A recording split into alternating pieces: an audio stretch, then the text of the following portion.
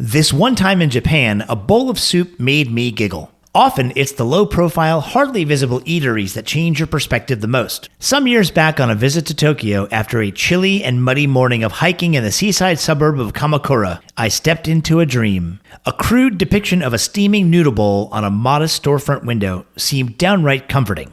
I ducked through a thin curtain separating the busy street from a delicious steam cloud known as Kamatama Udon Ya. The joint was a small, savory sauna, a temple of soup. It furnished seats for a slender 8, but somehow it wasn't cramped. The wife and husband team of purveyors were the only staff. This cute and artful kitchen was an extension of their home. As the rooster crows, she is deep into making hand-pulled noodles as he crafts an expert broth of chicken, pork, beef, seaweed, and dried tuna flakes. They charmingly finished my order with 2 eyebrows of scallions, 2 eyes of boiled egg, a nose of tempura crab leg, and a red pepper grin.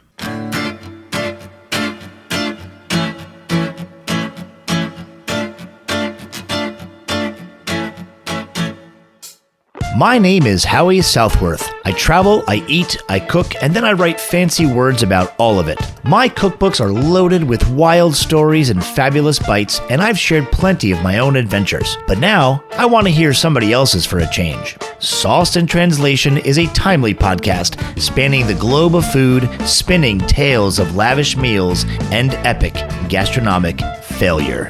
Join us for some well-deserved armchair globetrotting. Let's get saucy. My guest today is Jonathan Cain. If you've been a fan of reality television in any capacity in the last 2 decades, on some level you have Jonathan to thank. He's played the role of TV development executive or producer for the likes of Discovery, MTV, A&E, Travel Channel, Bravo, oh man, the list goes on. His keen reality sensibilities have created award-winning series on which you've likely been hooked, and probably binged. But before we blame Jonathan for our collective sloth and the Kardashians, listen up. He's currently playing the role of food hero. Jonathan has shifted into the role of creative director for Food Allergy Research and Education, otherwise known as FARE, a nonprofit organization that focuses on empowering individuals with allergies to live safe and productive lives. So, wanting to see folks eat well is something that we share. That, and we were both clever enough to choose NYU for one of our degrees. Here's our chat. Jonathan, you and I met through your brother, Dan, when he worked with Jessica in Ed Tech. He pointed me in your direction to pitch the original video series of Sauce and Translation, believe it or not. We have come full circle. We have indeed. That was, I remember those calls fondly, you and Greg trying to figure out how we could do a show in China back, 2007 or 8 maybe? No, it was 2010. So actually, Okay. we're much younger than you believe. All right, even better, 2010. So at that point, I would have still been at MTV and was transitioning to Fremantle at the time. And I remember thinking, you two had so much charisma, and I wish that the American audience would care more about people in China, frankly. They were like, if it's not in Austin, we don't care. I just wanted them to care about the food, man, the food. You know, if you remember back when we can travel the globe. I just thought it was a really great concept. Could you recreate classic American, specifically barbecue dishes and others, using ingredients that you would find on the street in China? It was a really cool concept. Yeah, thanks. And actually, the answer is yes, you can. We replicated jambalaya. We did a clam chowder. We did lots of stuff. We did veggie burgers at some point. We served a bunch of Buddhist monks at a monastery. That's awesome. Yeah. It's one of those life experiences. You're like, remember that time we fed Buddhist monks at a monastery? And the strange part is that they had to refuse them. This sect of monks in particular avoided any strong flavored foods. And so because we used red onion in the mixture for the veggie burgers, they had to say no. Is red onion considered a strongly flavored food? I did not understand that before. I now understand it. Interesting. Hey, speaking of food, this has been a weird year, right? To put it mildly. Wait, has it been a weird year? Nah, it's status quo. How did this whole mess change the way you ate? Well, I gained the COVID-19, as a lot of people did. I could probably imagine, by being at home and not going to the gym. got my hands on a huge 30 or 40 pound bag of flour, like the first week of the lockdown, got some yeast, and I was like, I'm going to teach myself how to bake. So I was baking 6 to 10 challahs a week, baguettes. And of course, it's just me and my wife here. So we ate a lot of bread. Holla. A lot of bread. What else? Because of, again, pandemic hoarding, you ran out to Costco and everywhere I could to like get staples because we were assumed that the world was going to truly like never open up for at least a minute. So so many grains and canned food. So for the rest of the year, I've been slowly eating into my emergency supplies before they go bad. So I've been eating a ton of quinoa and other ancient grains and canned garbanzo beans and all sorts of weird stuff like that. Did the baking just suddenly stop? The baking did stop sometime around October when I realized that I had gained about 20 pounds over the summer. It is a dangerous thing about liking to bake bread, isn't it? Although it's such a magical thing. Every once in a while, I'll bake a bread and just hand it to a neighbor just because it feels good to see the process. Specifically, because I think my challahs are specifically delicious. One of the tricks, by the way, is not honey, which, again, it's almost sacrilegious not to have honey in your challah as the sweetener and something to feed the yeast. I find that a mix of refined sugar and powdered sugar really activates those yeasts, and they just fluff up, and I get a real sweet, delicious, eggy challah. Powdered sugar. Where did you pick that up? I've never heard of that. I baked I went to culinary school back in 2008 and 2009, and the solid thing that I took away from it was not a chef job, because that job would kill me, was my love of baking bread. Notably, the whole sourdough trend, when it picked up, I started to feel like I had company all of a sudden. But the powdered sugar thing, tell me a little bit about that, because I've never come across that. Necessity, honestly. It was the sugar that I had. We had run out of our honey and I needed something to sweeten it. And I'm like, all right, again, chemically, what's going on? I need this again to both feed my yeast and to sweeten the actual product. And I happen to have some powdered sugar around, and I just sort of did some quick math about, I didn't want to make a cake, still wanted it to be bread, and it came out just super fluffy. And then as you experiment, the nice thing about food and baking ultimately is it's very cheap toys. Like if I mess up a bread, I'm out $1.50 in ingredients. So kind of who cares? So I started experimenting with different combinations of refined sugar, powdered sugar, and honeys. I've baked with all three at once. That didn't make any specific difference. But again, I did find a mix. It's 3/4 refined sugar and 1/4 powdered. This could completely be a psychosomatic thing where I think I've stumbled on something genius. It could be totally in my head. It actually could be genius.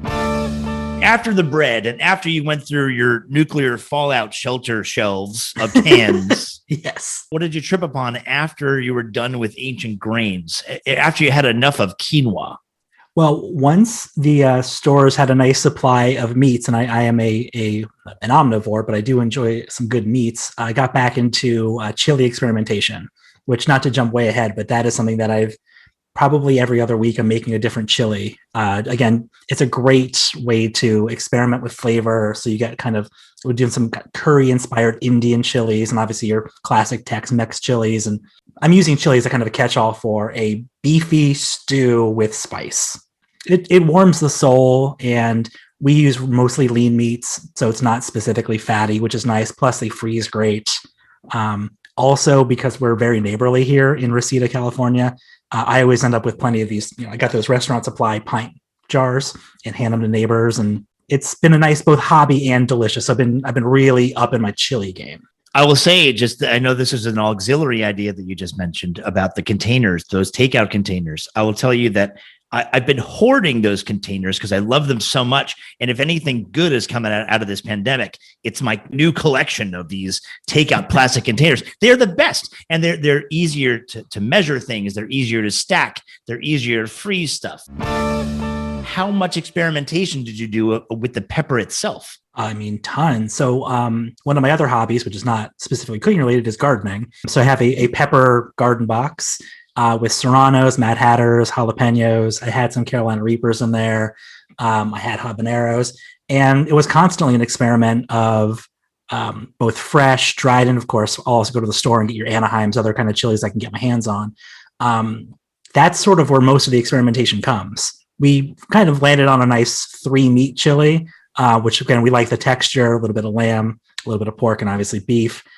We go with more chunky because, again, it's more of a cowboy style. And at that point, all of the experimentation becomes kind of what's the ratio of tomato to various chilies and other dried spices. Actually, one of my favorite experiments wasn't an experiment, but I'd ordered on the interwebs bourbon smoked peppercorns. Something that I have done in many of my chilies is throwing whole peppercorns into the mix, which, again, I'm sure I'm breaking like 10 culinary rules, but when you bite into that in the finished sauce, it's an explosion of bourbon peppery flavor. It's kind of amazing. Do the peppercorns soften at all? I mean, yeah. they're usually pretty hard before and after, no?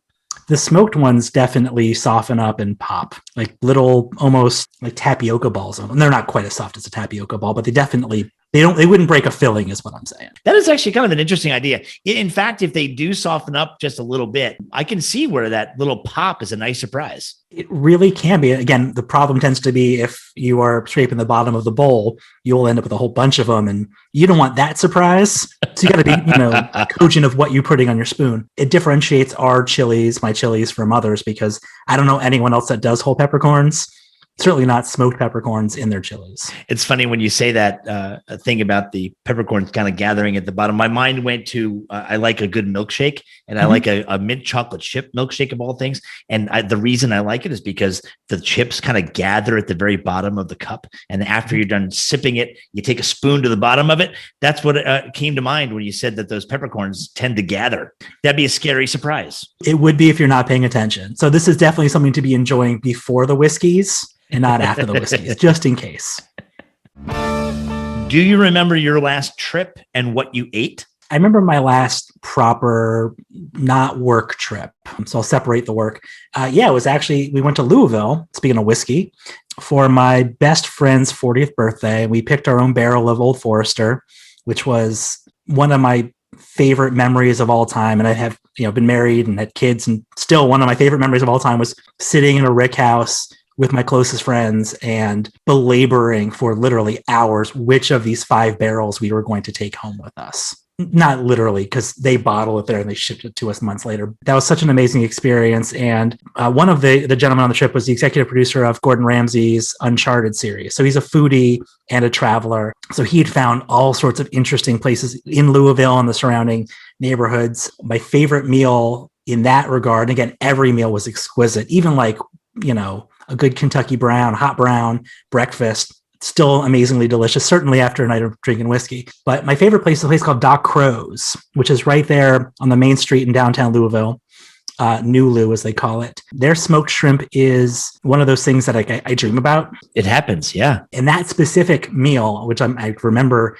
vividly, it was the lunch we had right before we did our barrel pick. So the idea was like fill your bellies up so you can taste whiskey for the next few hours and not get sick. And instead of carb loading, which I probably should have done, I just ordered a whole bunch of the smoked shrimp and had a pour of Old Forester Birthday Bourbon 2017. Amazing shrimp and the best bourbon on the planet with my best friends, knowing that the next thing I was about to do was going to be this like life-changing moment. So the bed upon which the shrimp came, even though it was edible, you just don't remember it.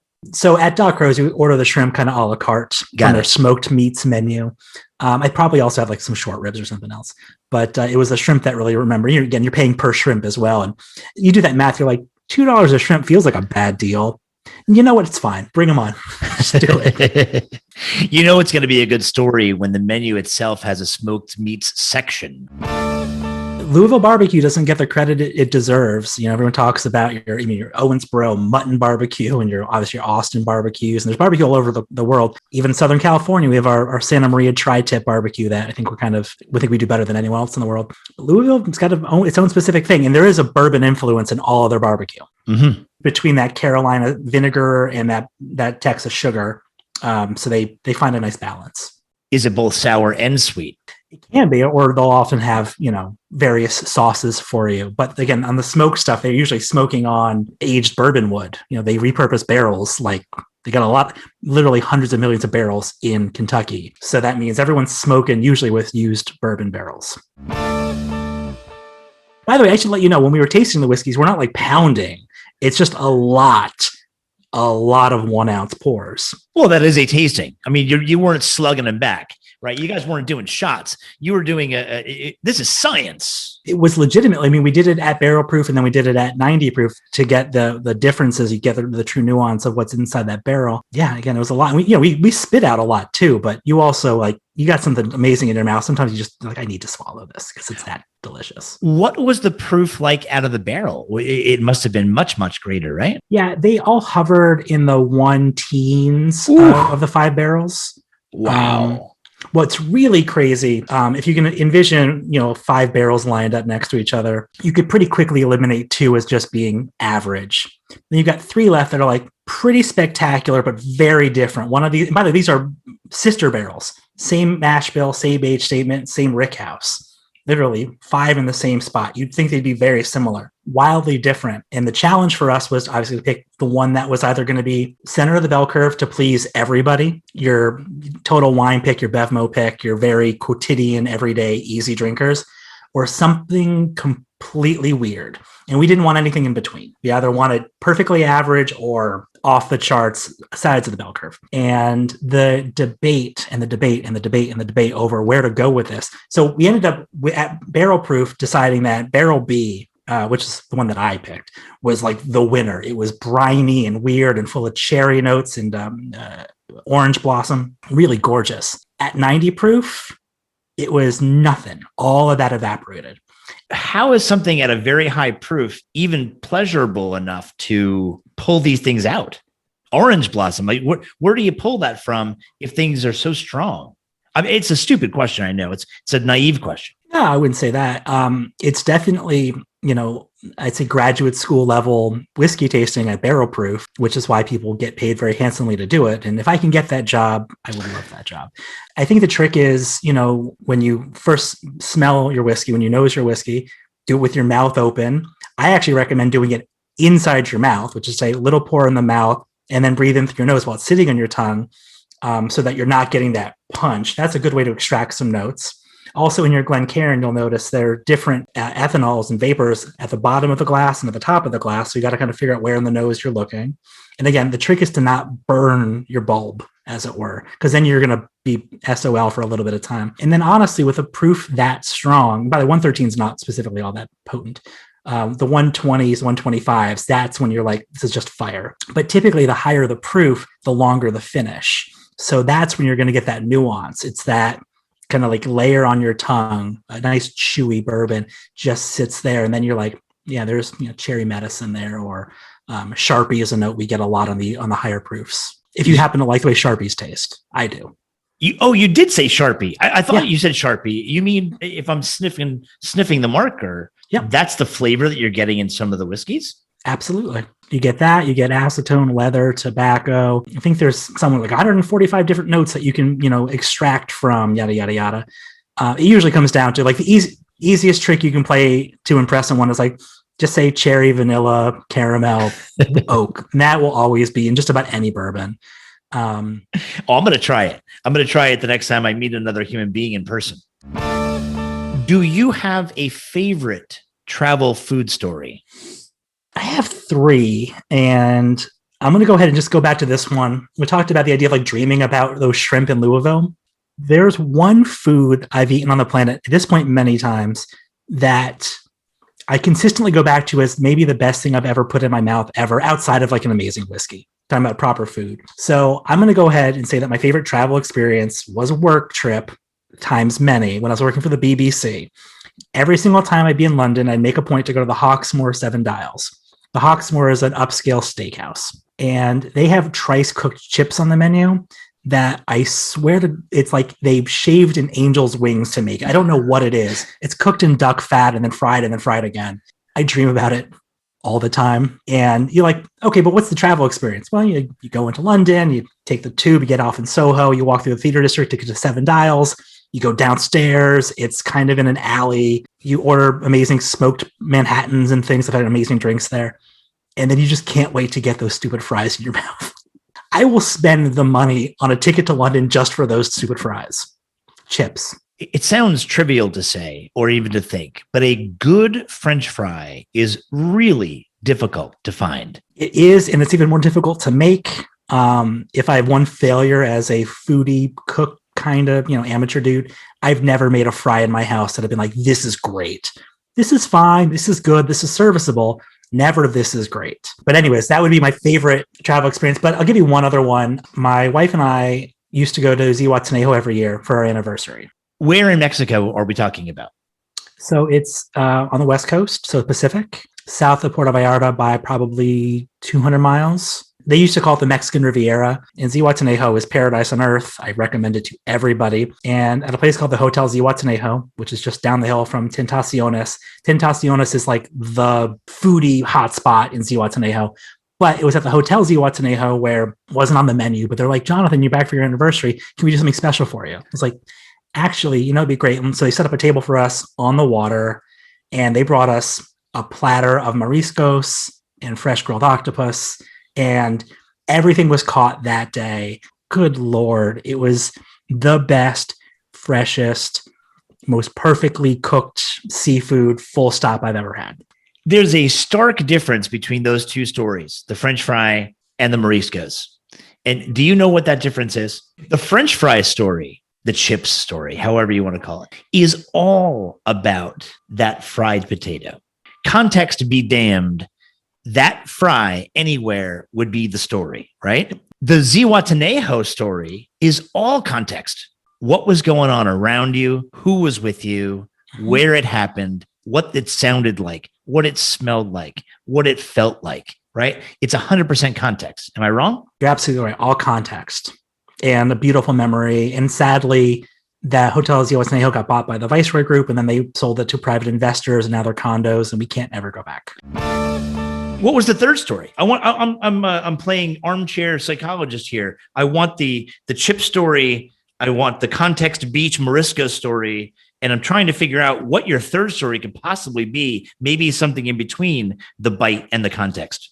This one would absolutely be that. So it was a duck confit at the Auberge du Soleil in Northern California.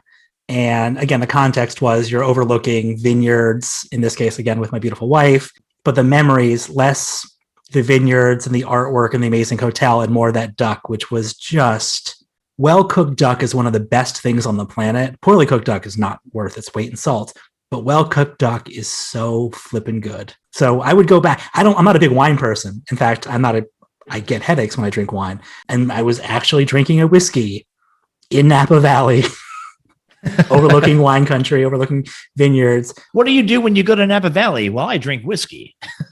Almost ignoring my beautiful wife and this amazing scenery just to take this duck apart. Oh my God, the duck. Although I do understand what you're saying. It's somewhere in between context and the bite, because you go head over heels for this bite of duck, but the surroundings were also kind of badass, right? I mean, it was overlooking the vineyards. It was the whole Napa Valley thing. Wine is just one of those things that mystifies me, and I know that I'll never really understand. Jonathan, do you have a worst travel food story? I imagine when you ask your guests this, you end up hearing a lot of stories that end in the toilet, literally. I mentioned I'm not a huge fan of Puerto Vallarta because it's touristy and whatever. We were at a resort in Puerto Vallarta, and I made the mistake of eating resort ceviche. Flavor-wise, it was beyond average, just like whatever. And then I spent the next 4 days of the resort time not leaving my room. Oh, no. So that would be the worst food travel experience ever. Oh, no. Well, I wouldn't say you were traveling much, right? I mean, you were staying in one place. I spent a lot of time in an airplane to get there. That would be not a good experience at all. So here's you on the coast, and granted, it was a touristy place like Puerto Vallarta, but you're thinking, I'm going to have the seafood. It happens to be in the format of ceviche. Here we go. There's no sick like seafood sick. That is absolutely true. I don't think I've ever been that sick in my life. If it helps, I can shift the conversation just ever slightly to another worst foods travel story that's financially sick, which was at the Bryant Park Grill in New York City. I love that place. Well, I love that place so much that for my first wedding reception, which is kind of a shotgun thing, it's a long story. I was in the middle of production on the TV show, and my fiance at the time were like, let's just get married. So We did, went to City Hall because, again, we live in LA. We were in New York for the shoot. So we invited some of the crew to this wedding reception at the Bryant Park Grill, which, again, the food was delightful. That's not the part of the story that was terrible. The host of our show, a gentleman named Wilmer Valderrama from That 70s Show and CSI and other shows, lovely guy, shows up and he's taking photos and he's having a good time. And he orders, I think it was 10 plates of oysters, like, stacks. Doesn't touch, and no one wants these oysters. And then, pieces out, leaves. And I'm stuck with like multi-$1,000 bill for oysters I didn't want at my own wedding. Oh my God. Yeah, it was a good time. I think that counts though. Being stuck with the bill. That is a story. I love this. It involves celebrity. It involves Metropolis. It involves oysters. We've reached the part of the podcast, Jonathan, where I am going to ask you to fill in 5 blanks. Let's do it. Blank will be my last meal. Steak frite with triple cooked fries. Well, I mean, we've got to go to London for that. So you're going back down the alley downstairs to the Hawksmoor, and you're having a steak with those chips. That's your going out meal. With a bang. Yeah, I'll be ready at that point if I've made the trip to London. I don't know. If I think about the world places that I've been, and I've been to London a number of times, I don't see myself dying in London. I don't know why. I love London. I think it's great. I'm not going to die there. It's interesting. I imagine you've been around the world. So I remember a time in Nice at a restaurant called, I can't say the word bacon in French, whatever, bacon. And we ordered their bouillabaisse, which was, 5-star Michelin bouillabaisse. And it was like $150 a bowl for fish stock. And the guy I was with at the time, my travel partner, BBC employee, was like, this is the thing I want to die with. Like, this is the best thing I've ever eaten in my life. And meanwhile, I'm like, it's fine. It's fine. I'm going to go back to London. It's bouillabaisse. It's made with 100 tiny little rockfish or something. I don't know. They loved, again, very, very French of them. Well, if you listen to any other episodes of this show, you realize that I've got some issues with France. I cook blank to impress people. I cook chili to impress people. Specifically, my 3-meat chili with my fresh Serranos from my garden and peppercorns, whole smoked peppercorns. Question about the use of Serranos. Are these fresh sauteed? Are you roasting the Serranos? How are you using them? Actually, just fresh. I love that grassy quality of a nice, fresh, bright green Serrano. Some of them I'll leave on the bush to turn red for a little bit more depth of flavor, but it's that brightness that I'm looking for. It kind of replaces a little bit of lemon juice to brighten up the dish. And Serranos, a good Serrano is a little bit spicy. Yeah, it's probably twice on the Scoville unit of a jalapeno, but I think just a lot more flavorful. For what it's worth, again, I rinse them, I dice them up. Every seed is in the chili. Like, I like heat in my chilies. If I'm not sweating a little bit, I've done it wrong. I cook blank to comfort myself. This one's easy. As a Jewish American, I make chicken soup. Tiny bit of backstory. You actually might know because you've worked with my brother. Our mother was a lawyer and a law professor, still is a law professor. She's still around. And the only thing she ever cooked, full stop, was chicken soup. She was like the anti-housewife. She was at work or she was writing her books and then she was back at work. But her chicken soup, which she says she got the recipe from her grandmother, very basic. And again, I learned the tricks that are now super obvious to everyone, but like cook with a whole chicken. You want the bones to like really mesh in there. Lots of fresh dill. And of course, parsnips are the key to comforting chicken soup, in my opinion. Parsnips? I love a good parsnip in chicken soup. Parsnip is the key to chicken soup. To my very specific Jewish dill chicken soup. Yes. That's really interesting. That's really interesting because I could see the dill and the parsnips going really well together. Like in my version, parsley and carrots, right? It's like that combination is a killer one. I have one comment to make about your chicken soup, and we can attest, I have never eaten your chicken soup. This is true. Your chicken soup beats the hell out of any Michelin-starred bouillabaisse.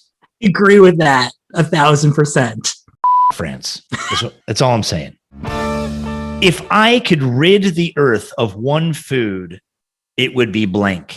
So this is a challenging question, and not to elaborate too much, but I genuinely believe if you like something, like it. If you are a huge fan of wasabi and olives. Enjoy wasabi and olives. Personally, in my own cupboard, I don't like horseradish at all.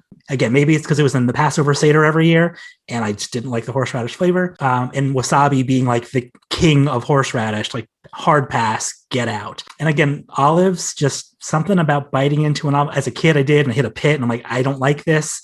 And to this day, I've been told, like, one day you'll learn to appreciate olives. And as someone that lived in Spain, I'm sure you had amazing olives. I can't stand them. I will tell you this about olives in Spain. I have had equal amounts wonderful olives and disgustingly prepared olives. And I'll tell you specifically, it's very common to find pickled garlic stuffed green olives, and they are outstanding. They are lovely. In fact, in the book that I just finished about my time cooking and eating through Spain, I have an olive recipe that instead of shoving pickled garlic into emptied olives, I marinate them in a roasted garlic marinade. And it hits the same notes, but isn't nearly as complicated as I always admired the restaurants that served me pickled shards of garlic in olives. But the other thing that's very, very common is there's this mixture of spices and vinegar. The spices I don't mind so much, but I'm not a big fan of vinegar just straight up. They soak green olives, manzanitas specifically, in these spices, which again, I don't mind, and just rice vinegar. And it is just sour and stinky, and the saltiness of the olive doesn't offset it enough. I actually think it's a rather disrespectful way of treating olives, and it happens to be in a country and a culinary culture that I love, Spain, but they just made a big mistake with that. It's one of those things where, like, I don't mind if food touches and like whatever. If I don't love an ingredient, I usually don't care. But if an olive touches something, like, that flavor is imbued. Okay. I'm going to stop you. No, you have to stop that. My favorite thing to say that I'll rid the earth of is pickled cucumbers. I think that they're horrible for taking the name pickled because I love other pickled things. Cucumbers, they suck. But a pickle next to a sandwich will always ruin a sandwich. You can't tell me that olives do anything close as egregious. Come on. I guess this is the beautiful thing about palates, right? I don't want to take olives away from you, my friend. And please don't take pickles away from me, because I love pickles, and I love cucumber pickles, and I make my own, and they're delicious. I will take all of your olives. I will give you 100% of my pickles. But you can see where it's offensive, right? The pickle, because if I don't like pickles, I'm one of those people, and it's next to something, that something is now ruined. I mean, you're literally talking to someone that will sprinkle pickle juice on other things. Oh. Last but certainly not least, blank is for dinner tonight.